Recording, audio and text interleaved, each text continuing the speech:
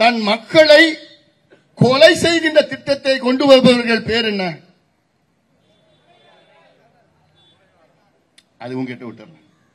நீங்க ஆனா ஆளுக்கால ஒன்னு சொல்லுவீங்க, அது என்னால மேடையில் சொல்ல முடியாது. உங்ககிட்ட விட்டுறேன். கொடுங்கோல் ஆட்சி நடந்து கொண்டிருக்கிறது. இந்த பகுதி, இந்த மாத்தூர், இந்த வில்லிவாக்கம், வியாசர்பாடி, ஆர்கே நகர், மணலி, மாதவரம், அதுக்கப்புறம் இந்த ராயபுரம், இது எல்லாம் இந்த சுத்தி வட்டார பகுதி எல்லாமே பாதிப்பு, எல்லாருக்கும் பாதிப்பு. அப்ப என்ன வட சென்னை மக்கள் என்ன பாவப்பட்டவர்களா? நீங்க என்ன பாவம் செஞ்சீங்களா?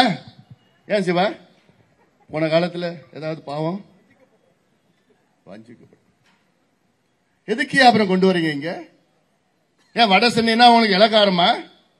மழை வந்த வெள்ளம் வந்தாலே இங்க சாக்கடை கீழே நாத்தடிச்சு போய் எல்லாம் தண்ணி குப்பை கிப்பை எல்லாம் கலந்து இருக்குது.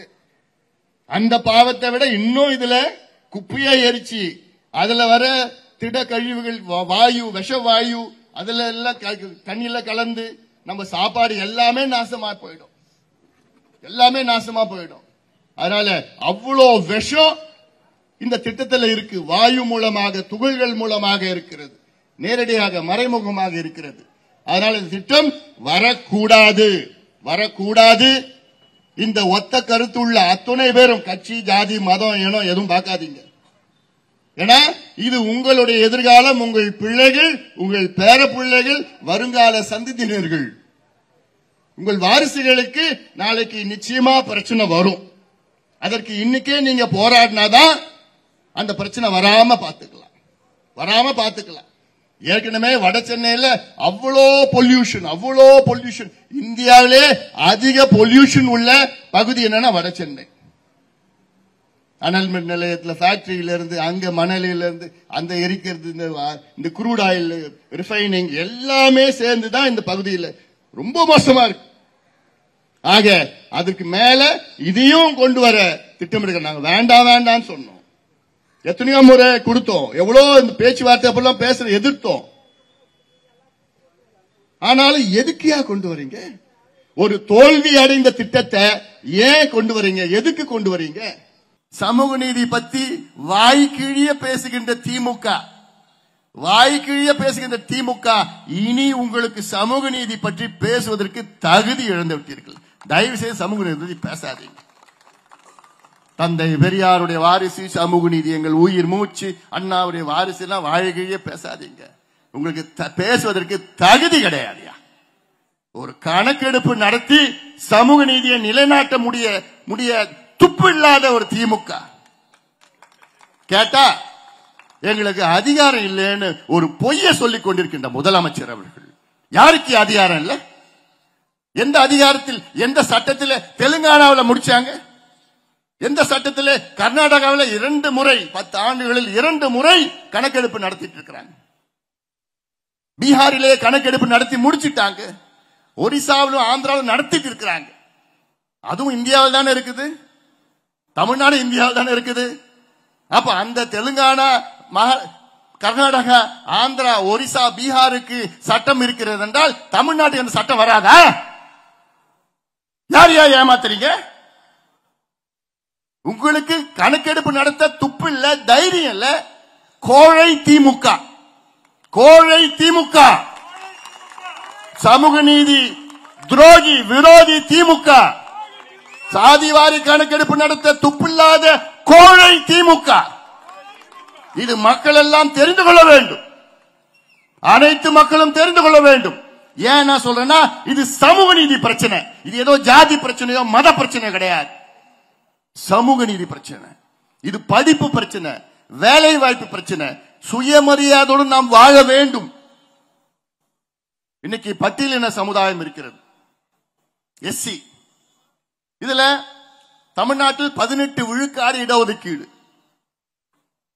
பழங்குடி சமுதாயத்திற்கு 1 விழுக்காடு, பட்டியலின மக்களுக்கு 3 பெரிய பிரிவுகள் இருக்கிறது. உட்பிரிவுகள் 78 பிரிவுகள் இருக்கிறது. பட்டியலின சமுதாயத்திற்கு 78 உட்பிரிவுகள் இருக்கிறது. அந்த 78 உட்பிரிவுகளில் 8 உட்பிரிவுகள் தான் அந்த 18% 15% இடத்தை எடுத்துட்டு போறாங்க. மீதி இருக்கிற 3% இடம் 70 உட்பிரிவுகளுக்கு அவங்க எடுத்துட்டு போறாங்க. இதுவா சமூக நீதி? உரிமை மீட்க, தலைமுறை காக்க 100 நாட்கள் நடைபயணத்தை தமிழ்நாடு முழுவதும் மேற்கொண்டிருக்கின்றேன். இந்த நடைபயணத்தின் நோக்கம் இந்திய அரசியல் சாசனத்தில், அதாவது கான்ஸ்டிடியூஷன் ஆஃப் இந்தியாவில் இந்திய மக்களுக்கு பல உரிமைகள் வழங்கப்பட்டிருக்கின்றன. இந்த உரிமைகளை மக்களுக்கு கொடுப்பது ஆட்சியாளர்களின் கடமை. அப்படி தமிழ்நாட்டில் ஆட்சி செய்து கொண்டிருக்கின்ற இந்த மக்கள் விரோத ஆட்சி, ஊழல் ஆட்சி, கொடுங்கோல் ஆட்சி, திமுக ஆட்சி தொடர்ந்து ஏமாற்றிக் கொண்டிருக்கிறது. இந்த ஆட்சியை அகற்ற வேண்டும் என்ற நோக்கத்திலேதான் இந்த பயணத்தை நான் மேற்கொண்டிருக்கின்றேன்.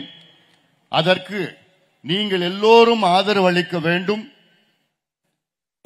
அனைத்து கட்சிகளும், அனைத்து தரப்பு மக்களும் ஜாதி, மதம், இனம், மொழி பேதமின்றி இந்த மக்கள் விரோத கொடுங்கோல் ஆட்சியை அகற்றுவோம் என்று நீங்கள் எல்லோரும் உறுதி ஏற்க வேண்டும். அதற்கு ஆதரவு அளிக்க வேண்டும் என இந்த பயணத்தை நான் மேற்கொண்டிருக்கின்றேன். இன்று நான் உங்களிடம் ஓட்டு கேட்க நான் வரவில்லை. உங்களுக்கு என்னென்ன உரிமைகள் இருக்கிறது என்று விழிப்புணர்வை ஏற்படுத்த வருகை தந்திருக்கின்றேன். நேற்றைய முன்தினம் இந்தியாவின் உச்சநீதிமன்ற தலைமை நீதிபதி மரியாதைக்குரிய திரு கவாய் அவர்கள் காஷ்மீரிலே பேசுகின்ற பொழுது அவர் சொன்ன ஒரு வார்த்தை, மக்களுக்கு அவர்களுடைய உரிமைகள் என்னவென்று தெரியவில்லை என்றால் அப்படி உரிமைகளை கொடுப்பதே அர்த்தமற்றது என்று இந்தியாவின் உச்சநீதிமன்றம் தலைமை நீதிபதி சொல்லியிருக்கின்றார், பேசியிருக்கின்றார்கள். ஆக உங்களுக்கு என்னென்ன உரிமைகள் இருக்கிறது என்று உங்களுக்கு தெரிய வேண்டும். தெரிந்து அரசிடம் அதை தட்டி கேட்க வேண்டும்.